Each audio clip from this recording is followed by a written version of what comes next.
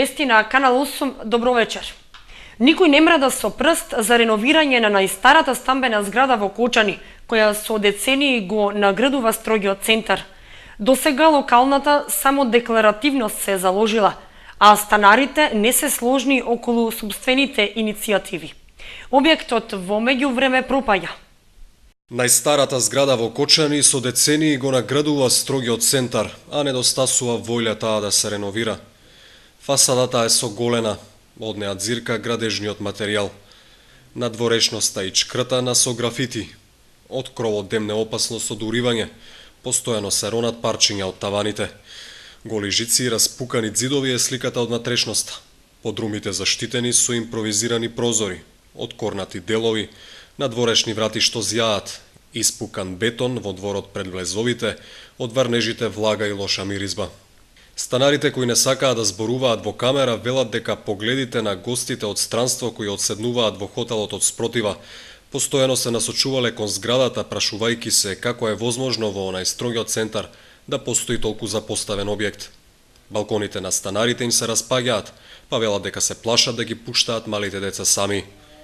Жалат што со години наназад никој не се зафатил со реновирање на зградата која пропаѓа со секој изминат ден. И е опасност за оние кои живеат таму и за случајните минувачи. Но и станарите не се единствени. Посовесните не најдувале на соработка за заеднички да се соберат средства барем за делумна реставрација околу своите домови. А старите даски на подовите со паркет ги замениле само поимотните или оние кои се на привремена работа во странство. Најстарата стамбена зграда во Кочани е градена по Втората светска војна. Становите бргу се распродале, а некои од нив се исплатувале на рати 40 на години. Овде е извиканата граѓанска несовесност. Празни шишиња алкохол пливаат во тиња. Така изгледа фонтаната во паркот, која наместо место за одмор е претворена во свратилиште за конзумирање алкохол во вечерните часови. Амбасадорот на мисијата на ОПСЕ во Македонија ја посети општина Виница. Се сретна со градоначалникот Дончев, врачи скромна донација за 2 винички училишта и рече дека соработката со локалната самоуправа ќе продолжи. Воспоставената соработка на локалната самоуправа на Виница со мисијата на ОПСЕ кај нас продолжува, а потврда за тоа е што општината досега повеќе пати ја посетиле представници на Европската организација за безбедност и соработка. Доаѓањето на амбасадорот на мисијата Ралф Брет е уште еден доказ дека европската поддршка не прекинува, а таа придонела досега да се реализираат повеќе проекти.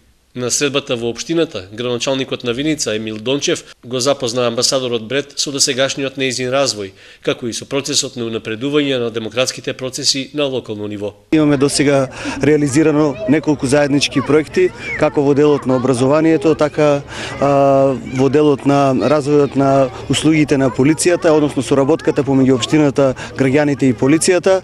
Оваа соработка, иако и оваа донација што денес ни ја дава мисијата на ОПСЕ, иако скромна, многу е важна поддршката што ни ја дава во функционирањето на нашиот образовен систем.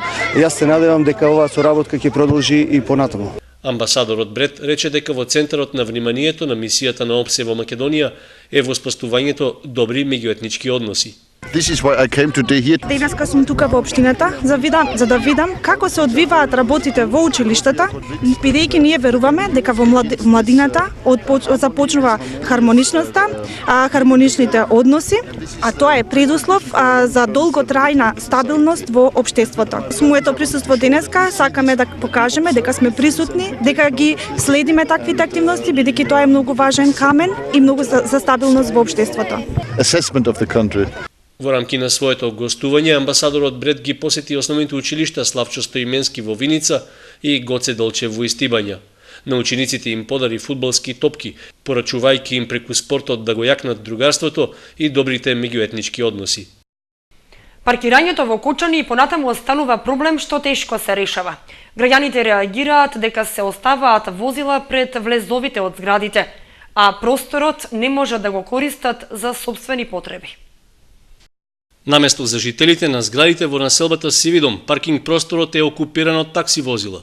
На тој начин се одземаат дел од местата предвидени за паркирање на нивните автомобили, но истовремено се блокираат и влезовите во зградите.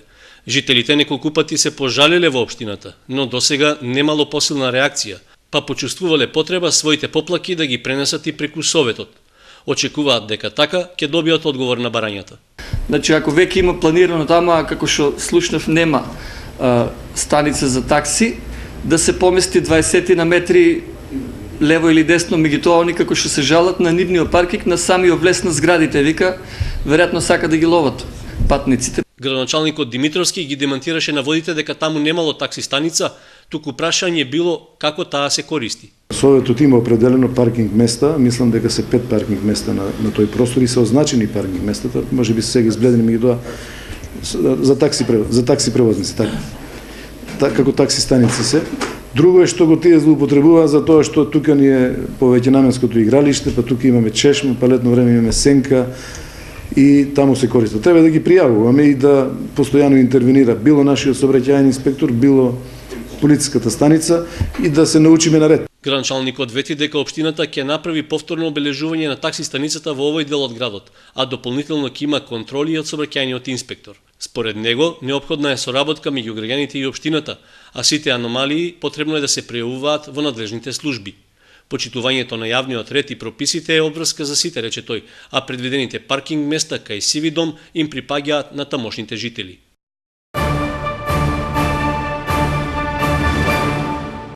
Со богата и интересна програмска содржина, идната недела започнува меѓународниот фестивал на хумор и сатира Инвиница Веритас. Подготовките се при крај, а на пресконференција беше соопштено што ќе можат да видат гледачите во текот на 5-дневната програма. Петтото издание на меѓународниот фестивал Инвиница Веритас ќе има најбогата содржина досега и ќе донесе звучни комичарски имиња од Македонија и соседните земји. Иако звучи премногу претенциозно, ваквата оценка е оправдана ако се знае дека со скромни ресурси обезбедена е интересна програма што нема никого да остави рамнодушен. Со таков став излегува организаторите на еден од трите фестивали на хумор и сатира во Македонија, чиј домакин е Домот на културата Тоша Арсов од Виница. И годинова главниот фокус на фестивалот се карикатурата и театарската комедија, а бројот на пријавени учесници е нешто поголем од лани, односно пристигнале 150 карикатури од 60 на автори од балканските земји. Се најавуваат и интересни театарски представи и 2 стендап настапи на македонски актери. Свеченото отварање на 14 октомври понеделник во 19:30 часот. Значи воедно доле како ќе влегуваат луѓето ќе има и свечено отварање на изложбата на карикатури од овогодишниот конкурс и во 20 часот имаме едно интересно отварање. Секоја година традиционално го отвараме со некоја театарска представа. Оваа година Весна Беби Петрушевска наменски спрема за овој фестивал една, да го наречеме, кабаре стендап, затоа што има овде и пеење, и чист стендап, го нарече за македонските шлагери. На 15 октомври, вторник, ќе има работилница за карикатура во училиштата во Виница, а веќе од 20 часот има ни гостува театарска представа од Трјавна, нашиот збратемен град, Народно читалиште Пенчо Славиков од Трјавна, Република Бугарија.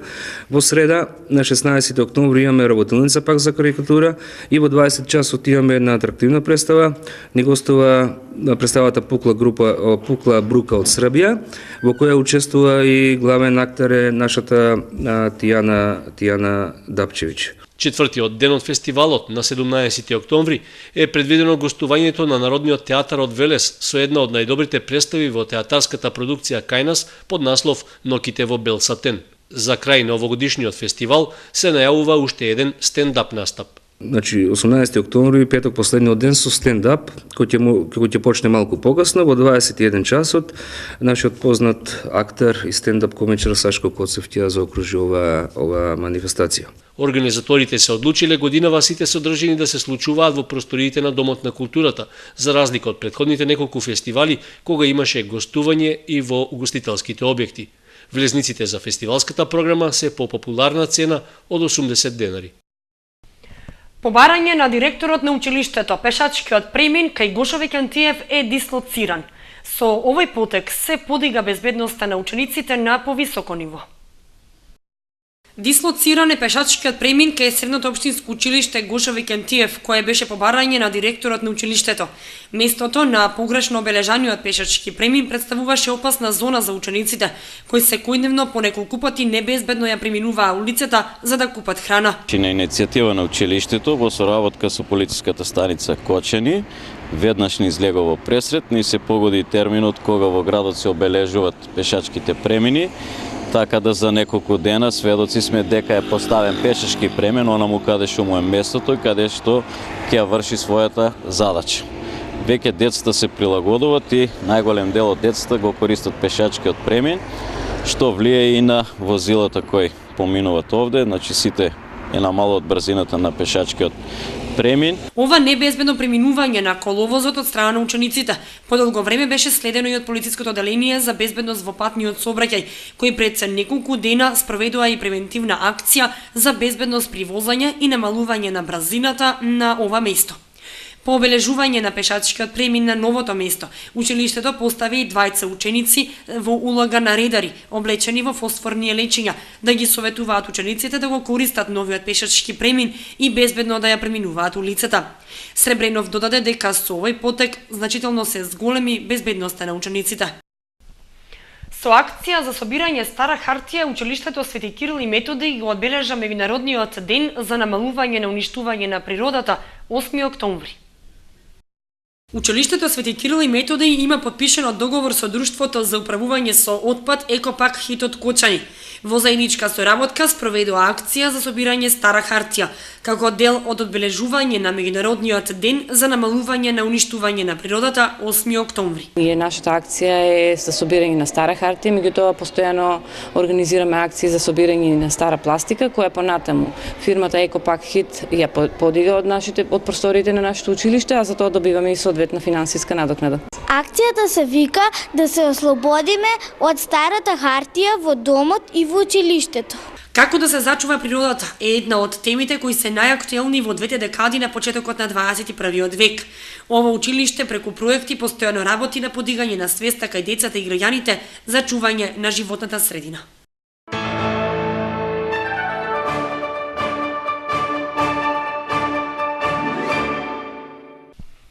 На годишнината од издавањето на истоимената стихозбирка на Кочо Рацин, Центарот за култура Бели Мугри распишува конкурс за најдобра литературна творба на слободна тема. 74 годишнината од издавањето на стихозбирката Бели Мугри од Коста Апостолов Солев е поводот поради кој Центарот за култура од Кочани го распишува конкурсот. Истиот нема надпреварувачки карактер, а единствен критериум е пријавените песни да не се претходно објавувани. Право на учество на конкурсот имаат сите граѓани од општините Кочани, Чешиново, Облешево и Зрновци постари од 16 години. Творбите треба да бидат напишани на македонски стандарден јазик со големина на фонд 12, кирилична подршка и отпечатени на лист А4 формат во 3 примероци. Литературните творби може да се испраќаат по писмен или електронски пат на адреса Национална установа Центар за култура Бели Мугри, улица Кејна Револуцијата, безброј 2300 Кочани, или на мејл ckbelimugri@yahoo.com. Крајен рок за поднесување на творбите е 15 ноември, а нивната промоција е закажана за почетокот на декември. Детската недела се одбележа и во клон 2 во Кочанската градинка. Одбележувањето завршува утре, кога активности ќе имаат децата од 4-тиот клон. Одбележувањето на детската недела продолжи во клон 2 на Кочанската градинка Павлина Велјанова. Децата има активности од областа на физичкото, ликовното образование, како и игри со надпреварувачки карактер, што и највеќе им го привлекува вниманието на децата. Активности имаа децата од сите воспитни групи. Од малата беа поделени во 2 групи, од која едните боја, а другите работеа апликации и овошни дрвца. За прв пат средната група имаше 2 помали, а тоа кажува и на зголемување на бројот на децата во градинка. Втора мала групичка има активност од ликовното воспитување во корелација со природа и општество. Дечињата има игричка со надпреварувачки карактер, која беше доста интересна за дечињата, исто така во корелација со јазик и со природа и општество. општество, а додека ние големата група, бидејќи сме поголемки, имавме активност од областа на математиката во корелација со физичко воспитување и со музичко. Секој дете има право на своја приватност, има право на избор, да биде почитувано и сакано. Во градинката на плакати се испишани сите права на децата, кои секојдневно ги изучуваат. Одбележувањето на детската недела во Кочанската градинка завршува утре, кога активности ќе имаат децата од клон 4.